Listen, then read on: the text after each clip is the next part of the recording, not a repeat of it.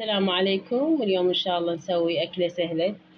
بما أن موسم الباقلة هسه الخضراء نسويها هسه. طبعا أنا هسه طبخت وياها تمن على النار.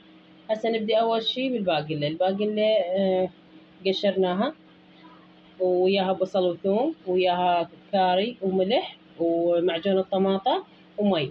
هسه نخلي الجذر على النار ونخلي دهن عليه. طبعا الدهن اختياري، انت حسب الشي تردينه. هسه نشعل النار ونبلش.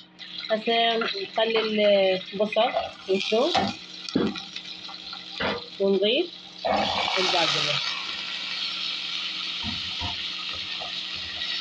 ونظل نحمس بيها، وبعدين نضيف الكاري والملح واللحم اختياري. تردين تضيفين اللحم تردين، لا هو يعني بوحدة كلش طيبة هي المرقة. انا اليوم ما خليت لحم وانت بعد بكيفك. طبعا هسه نضيف الملح والبهارات ونظل نحمسن شوية. ويعني لون انا احب الطعم مالها شوية، اللون يصير والطعم حلو. هسه شو نضيف المعجون الطماطة. نظل شوية نحمس بيه.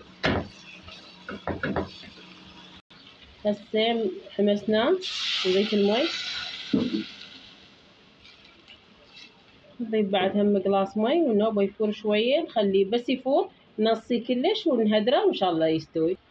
طبعا وهاي خلصت مرقة الباقلة. طبعا طحينة كلش وطيبة وريحتها كلش حلوة، ورجاء سووها وعلقولي واشتركوا على قناتي، وألف عافية.